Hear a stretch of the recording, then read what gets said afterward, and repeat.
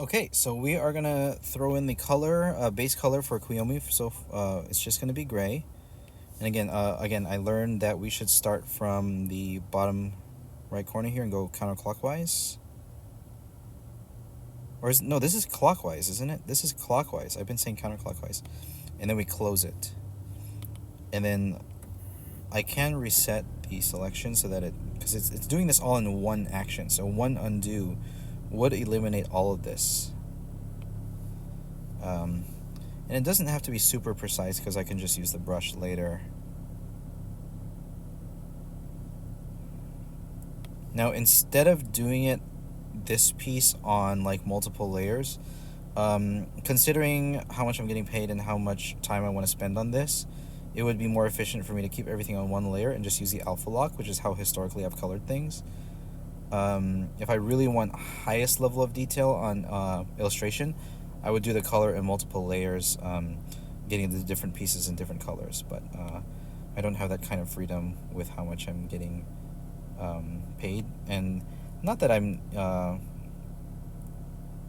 it's not that I'm not getting paid much, because the pay is fine. It's just that this is like not my primary job, and I need to be very time efficient with these pieces. But I'm getting the pay here is quite decent. It's I learned like my real commission price when I was at the conventions, because when I mean, I've done like 4 of them now, and when I first started conventions, I was doing like super cheap, and the not that it's a problem, not that I mind giving people artwork for a good price, but as I've determined before, it's supply and demand, right? And the demand, what I was realizing, is much higher than I gave myself credit for. So basically, what was happening was that if you don't set a higher price, you're actually kind of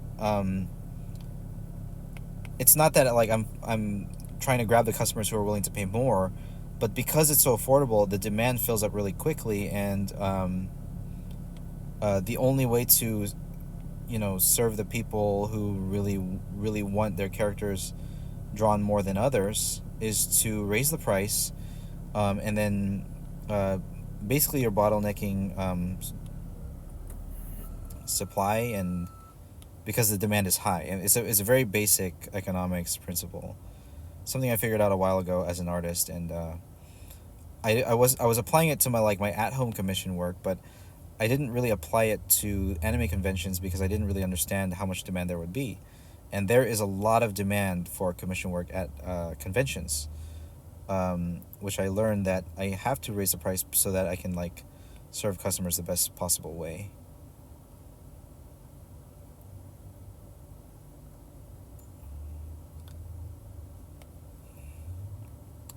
So the reason I'm saying that is I want to be time efficient with the color. So as you can see, this color filling process is a bit time consuming, and I could brush it in. And honestly, I haven't really practiced much with brushing in with Procreate, but let's kind of see here. I could brush in the edges here and then just kind of fill it in and color it in naturally, as I would like a marker or a colored pencil.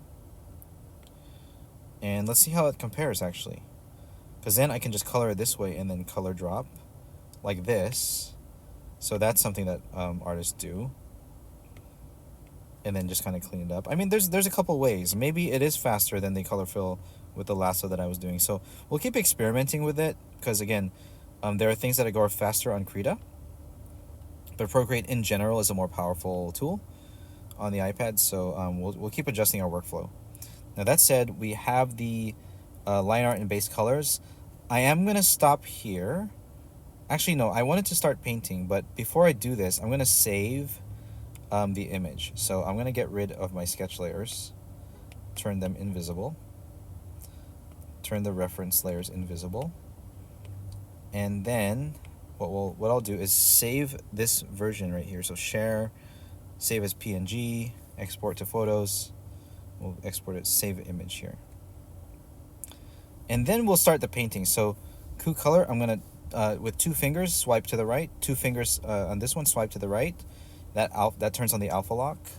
Where is my alpha lock? How come this one's not working? 2 fingers, there we go. So coup color should be in this layer, or it should be in this group. Now we can set base colors. So based on, well, again, let's do Rockwell first. Now he's supposed to have a little bit darker skin. I don't remember the skin color that was specified, but was it walnut or something? I don't remember the word. But they did give me a reference, so I'm just gonna use this now to set some base colors. Okay, we're gonna take this layer, rock color, and I'm gonna just use my gray, and I'm gonna continually fix. Oh, you know what? I should not yet alpha lock it because we still want to fix some of the borders here. And I set my painting brush so that it takes both flow and size. I don't think I've made my brush very ideal yet for the way I like to color. The Krita flow brush was really nice, and I got used to the way it worked, but we're gonna have to get used to whatever brush I use here in Procreate. So I'm making that transition from Krita to Procreate. Not because I don't like Krita, because Krita is obviously still wonderful, and I love it, and it's very useful, and I got really used to the workflow on it, and the animation tools on there are really good. But the main reason I'm transitioning to Procreate is because I want to do things on the go. I'm in my car right now. I literally have Uber Eats on my phone waiting for a call. Haven't gotten a call in like an hour, but just letting it wait, you know, just maximizing my time working here. So the gloves, I made his fingers kind of fat. So he has fingerless gloves on, and I guess when I was drawing him, I made it so that it looked like he had more thicker gloves on. So I'm going to fix that and change it so that his fingers look like fingers with the nails and everything. Okay, so that's better. And then here I'll bit the border of the axe and then get some ambient occlusion there in between fingers. So that's a bit better already. This line here could be fixed. There. And then we'll go back into the color layer. We'll erase a little bit. Okay. So everything looks pretty good. Painting, focus color, yeah. This one here. Okay. So I'm ready now. So let's go ahead and start painting his skin color first. So, you know what? Eyedrop. Why? Let's just eyedrop. Let's take the skin color they have and use it and roll with it. But I feel it should be a little bit darker than this as a base color, because with base colors, I like going darker and adding light. So we'll go a bit darker first, and then we'll play with like hue and saturation and everything later. So, yeah, I like this as a base color right here. We can always add some red to it later. Now, I'm going to turn on the alpha lock here so that I can just paint willy-nilly outside of the lines here and just kind of brush it all in. I kind of messed up a little bit down here, so let's clean that up. Okay. And then we'll put the color in his arms. I'm going to clean up this up down here. Get some color in his arms. Other arm here, and the fingers. So there's skin. Now I'm starting to remember how long coloring things typically takes. There's a few phases. You want to do base colors, you want to do shading, you want to do ambient occlusion, you want to do highlights. So we'll just take it step by step. And we'll try to keep it simple. Again, I want to be only slightly painterly. I mostly want to keep it to flat anime shading. Now we'll choose a base color for the leather armor here. We'll move into the red a little bit, and we'll go into the brown here, and we'll kind of desaturate a little bit, get a softer orange brown, a little bit lighter here, a little bit darker there. I think this is fine.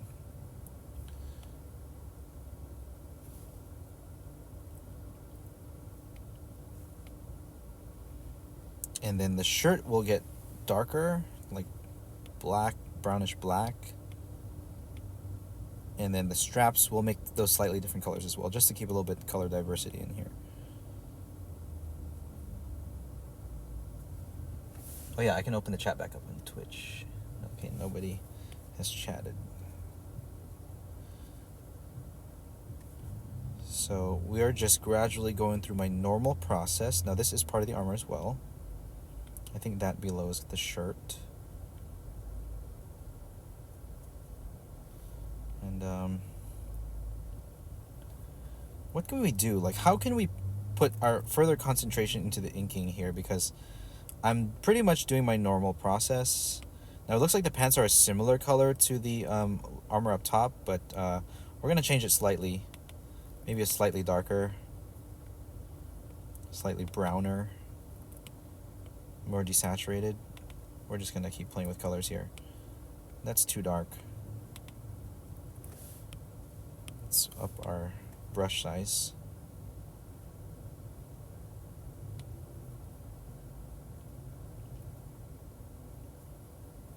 Color drop here. Nice. Okay, that's pretty intuitive actually.